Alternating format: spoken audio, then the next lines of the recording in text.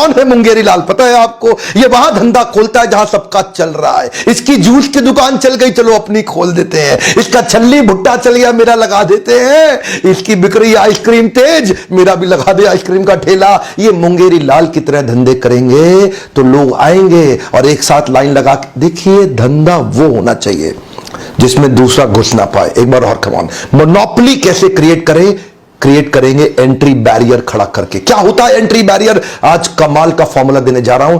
Highway पे जाओ, एक कचौड़ी वाला चल जाता है, 50 और आ जाते हैं। एक मोमोज वाला चल जाता है, 50 और आ जाते हैं। एक छल्ली वाला चल जाता है, 50 और आ जाते हैं। क्या हो रहा है ये देश के अंदर? ऐसे धंधा किया जाता है। हमारे देश के व्यापारी सब मुंगेरी लाल बने हुए हैं।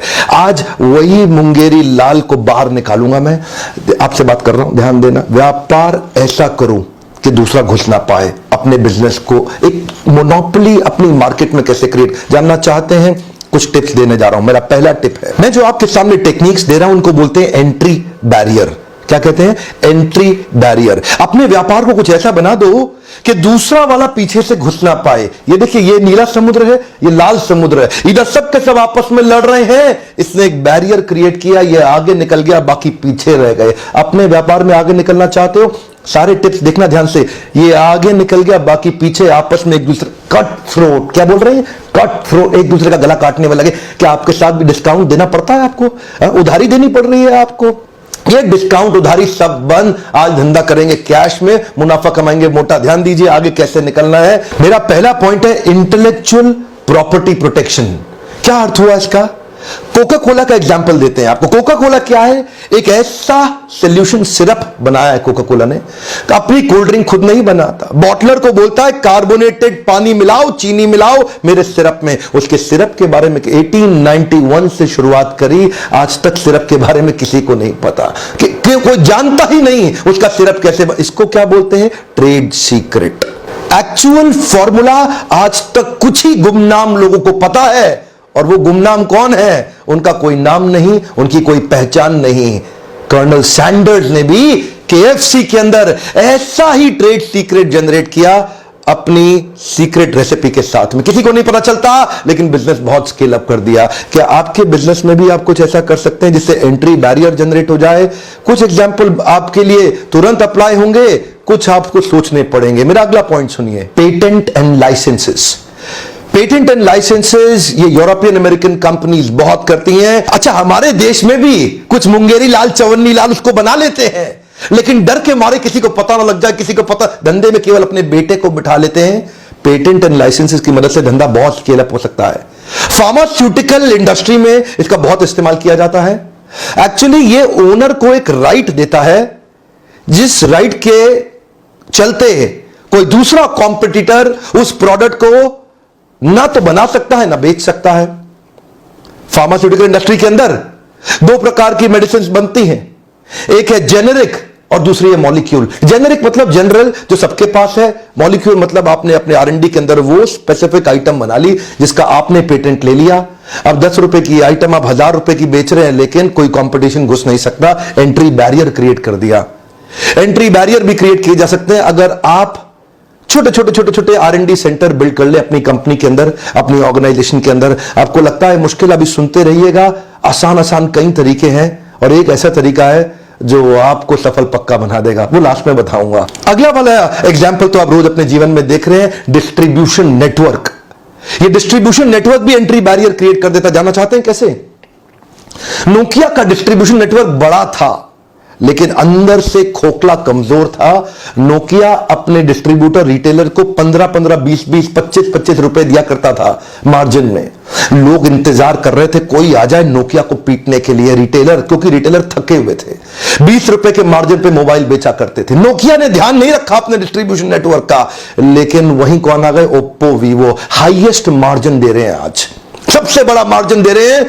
किसी भी रिटेल की दुकान पे चले जाओ, वो बोलेगा सबसे बढ़िया मोबाइल ओप्पो का है, ले लो। सबसे बढ़िया मोबाइल ओप्पो का है, ले लो। ओप्पो वीवो की वो तारीफ करता है। क्यों?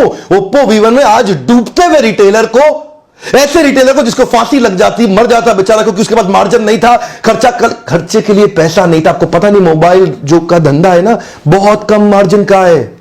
मोबाइल में बहुत ज्यादा मार्जिन नहीं होता। लेकिन ऐसे मोबाइल रिटेलर को बचाने के लिए ओप्पो और वीवो आए हमारे देश के अंदर। उन्होंने डिस्ट्रीब्यूशन नेटवर्क पावरफुल बिल्ड कर दिया। आज रिटेलर डिस्ट्रीब्यूटर ओप्पो वीवो की तारीफ करते हैं क्योंकि उन्होंने उनका ध्यान रखा है।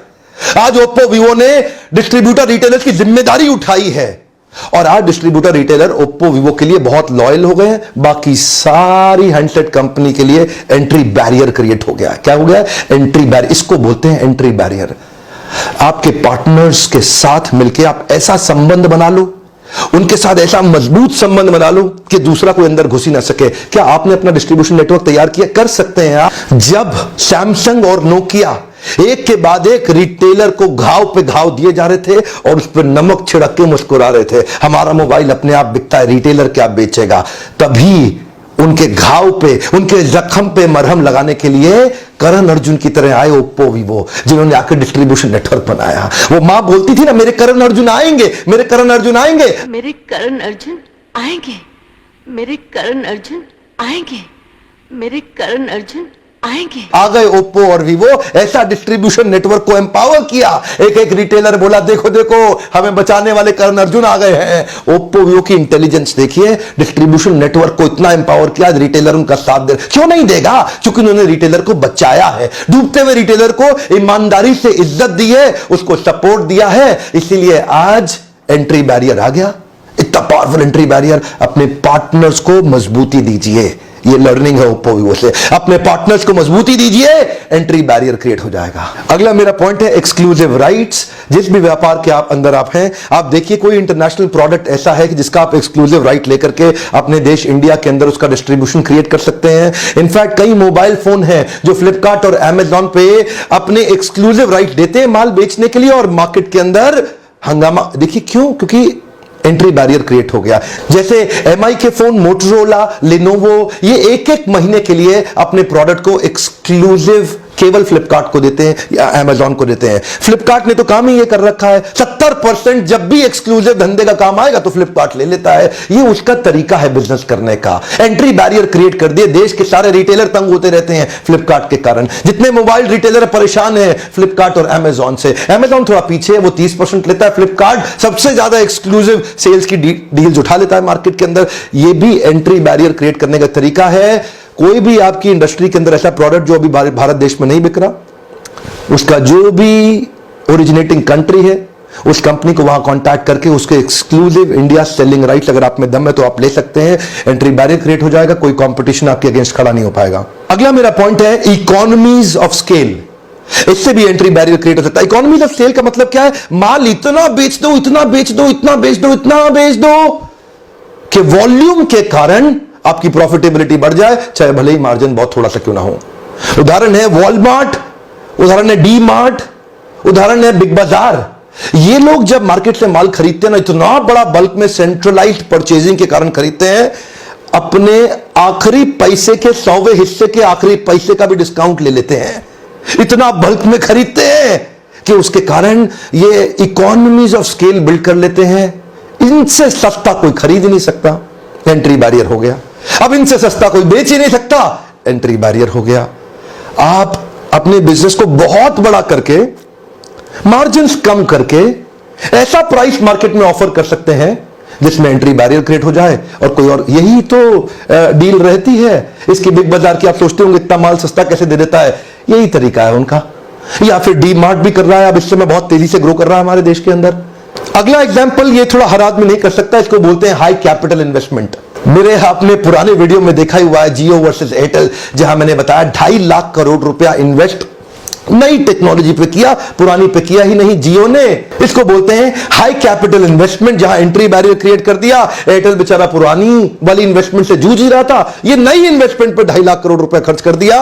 बाकी लोग पीछे पीछे आने में बहुत परेशान हो रहे हैं, इतना बड़ा बैरियर हो गया। टाटा तो बिक ही गया, उसको तो बेचारे को एयरटेल के पास जाना पड़ा, हमको खरीद लो। और उधर से वोडाफोन और आइडिया में चल रहा है। अब ये दोनों सोच रहे हैं हम दोनों एक हो जाते हैं, क्योंकि अलग अलग ये जियो से लड़ नहीं पाएंगे। जियो ने ऐसा एंट्री बैरियर क्रिएट कर दिया, 13 मोबाइल नेटवर्क सर्विसेज की कंपनी हो गई थी, अब 3 ही रह जाएंगी, फिर सब गिर के सब नीचे आ गए। क्यों? Entry barrier. जियो के आते ही हंगामा हुआ देश में। अगला मेरा पॉइंट है प्रोप्राइटरी टेक्नोलॉजी, और एग्जांपल मैं दूंगा आपको माइक्रोसॉफ्ट विंडोज का। माइक्रोसॉफ्ट विंडोज के कई वर्जन हैं, सारे वर्जन अगर आप देख लें तो उनका मार्केट शेयर आज अबाउट 90% है. No doubt, Bill Gates has 90% gross margin also because of the proprietary technology. Therefore, he is the richest billionaire in the world. Richest billionaire in the world. जानते हैं क्यों? इसी को बोलते हैं एंट्री बैरियर. आपके लिए थोड़ा आसान तरीका, एक्सीलेंट कस्टमर सर्विस. एग्जाम्पल बहुत हो सकते हैं, लेकिन मैं जुबिलियंट ऑर्गेनोसिस की company called brand Domino's pizza, more than 60% market share organised industry के अंदर, delivering piping steaming hot pizza at your doorstep in less than 30 minutes और फॉर फ्री. क्या एक बार और 30 मिनट के अंदर पिज्जा आपके घर पे, नहीं तो फ्री हो गया जी, फ्री हो गया. ये जो डोमिनोज ने एक्सीलेंट एक्सपीरियंस क्रिएट किया ना, एंट्री बैरियर हो गया. दोबारा कई पिज्जा वाले आए, आधे बंद हो गए और आधे सरवाइव करने के लिए सांस फुला रखे हैं, पिज्जा टाइम से पहुंचा नहीं पा रहे. इसको बोलते हैं एंट्री बैरियर. मेरा अगला एग्जांपल है ब्रांड इक्विटी. वैसे इसके ऊपर मैं 2 वीडियो ऑलरेडी डाल चुका हूं, पर एग्जांपल आज जो मैं आपको दूंगा वो है एमसील. एमसील एक्चुअली क्या है? ब्रांड का नाम है. एमसील प्रोडक्ट का नाम नहीं है. एक बार और, सिनोनिमस ब्रांडिंग का एग्जांपल है. देश का नमक टाटा, ठंडा मतलब कोका कोला, नूडल मतलब मैगी, एडेसिव मतलब फेविकॉल. आज इतनी सारी सिनोनिमस ब्रांडिंग हो रखी है, उससे एंट्री बैरियर जनरेट हो जाता है. एमसील ने भी एंट्री बैरियर जनरेट कर दिया. एमसील होता क्या है? एक्चुअली प्रोडक्ट को बोलते हैं एपॉक्सी कंपाउंड, लेकिन प्रोडक्ट के बारे में किसी को नहीं पता. वो ब्रांड इतना पॉपुलर हो गया कि प्रोडक्ट एपॉक्सी कंपाउंड का नाम तक किसी को नहीं पता. एंट्री बैरियर हो गया. जिसको खरीदने की जरूरत पड़ेगी बोलता है भैया एमसील देना, भैया एमसील देना. कभी नहीं बोलता एपॉक्सी कंपाउंड देना, भैया एमसील देना. एंट्री बैरियर हो गया बाकी सारे ब्रांड्स के लिए. आपने वो पुरानी एड देखी थी, जिसने देखी हंस हंस के लोटपोट हुआ था. क्या बोला? वो मोटा सा हट्टा कट्टा लड़का अपने पिता से बोलता है 2 जीरो और डालो, 2 जीरो वसीयत में और डाल दो. वो पिताजी की बेचारे शरीर छोड़ने ही वाले थे, लेकिन वो जीरो डलवाया जा रहा था नीचे साइन करा के. तभी एक बूंद टपकी और पहले का 1 मिट गया. एक टपकती बूंद आपकी जिंदगी खत्म कर सकती है. वहीं एमसील फेमस हो गया. एक एंट्री बैरियर क्रिएट हो गया. अगला मेरा पॉइंट है लॉयल्टी बियॉन्ड लॉजिक. और आपको पता है ना, मैं हर पॉइंट के पीछे केस स्टडी देता हूं. मेरे क्लाइंट्स हैं. अच्छा, हमदर्द भी मेरा क्लाइंट है. हमने क्या देखा, हमदर्द के कुछ प्रोडक्ट थे जो हैदराबाद के अंदर इस्लाम प्रैक्टिस करने वाली कम्युनिटी के बीच में बड़े पॉपुलर थे. यूनानी प्रोडक्ट, प्रोडक्ट भी बड़े शानदार थे. बीच में हुआ ऐसा कि हमदर्द की कंपनी के अंदर स्ट्राइक हो गई, शायद लेबर यूनियन से हुआ होगा, और वो प्रोडक्ट बनना नहीं. इतने में पीछे बैद्यनाथ ने तैयारी मारी. बैद्यनाथ लेके अपने प्रोडक्ट पहुंच गया. लो भाई, हमदर्द तो है नहीं, मेरा ले लो, मेरा ले लो. लोगों ने लेना तो शुरू कर दिया, लेकिन जैसे ही हमदर्द वापस आई, लोगों ने बैद्यनाथ को फिर से भगा दिया और फिर से हमदर्द का प्रोडक्ट लेना शुरू कर दिया. इसको क्या बोलते हैं? Loyalty beyond logic. कुछ मार्केट के अंदर, कुछ रीजन के अंदर आप लॉयल्टी बियॉन्ड लॉजिक जनरेट कर सकते हैं. जैसे इस्लाम प्रैक्टिस करने वाले लोग हमदर्द में बहुत फेथ रखते हैं. वो लॉयल्टी बियॉन्ड लॉजिक है. बेचारा आया तो था बैद्यनाथ, लेकिन कुछ कर नहीं पाया. ध्यान दीजिएगा, रीजनल लॉयल्टी बियॉन्ड लॉजिक भी हो सकती है. जो मैंने पिछले वीडियो में बताया, राहुल गांधी की अमेठी के अंदर लॉयल्टी बियॉन्ड लॉजिक है. कोई भी आ जाओ, राहुल गांधी को अमेठी में हरा नहीं सकते. ऐसे कई उदाहरण हो सकते हैं. रीजनल हो, नेशनल हो, आपकी मार्केट के अंदर भी आप ऐसी सर्विस क्रिएट कर दो, लोग आपको लेके लॉयल हो जाए. कोई भी आ जाए, आप ही से माल लेंगे, किसी और का लेंगे नहीं. एक एग्जाम्पल था केस स्टडी का. क्या आपके मन में कुछ सवाल आ रहे हैं कि यह आपके बिजनेस में कैसे इंप्लीमेंट होगा? अगर आप अपने बिजनेस में इंप्लीमेंट करना चाहते तो इस पे मैं कुछ फ्रेमवर्क्स बना के देता हूं आपको. ऐसा करोगे जो हर आदमी कर रहा है तो डिस्काउंट भी देना पड़ेगा और उधारी भी देना पड़ेगा. कभी धंधे में पनप नहीं पाओगे. असली व्यापारी वो है जो कंपटीशन को तहस नहस तक कर देता है. मैंने बिल गेट्स और मुकेश अंबानी को देखा. इनकी आदत है, पारिवारिक आदत है, पूरे कंपटीशन को तहस नहस कर देने की. आप अपने बिजनेस के अंदर ब्लू ओशन इनोवेशन या डिफरेंशिएशन क्रिएट करना चाहते हैं और आप चाहते हैं एंट्री बैरियर लग जाए ताकि आपके बिजनेस में हर कोई ना घुस जाए और आप अपने बिजनेस को नए लेवल तक लेके जा सकें. आज भी हर पॉइंट में आपने ध्यान दिया होगा, कोई ना कोई कंपनी का, कॉर्पोरेट का एग्जांपल और केस स्टडी देके उस पॉइंट को एक्सप्लेन किया.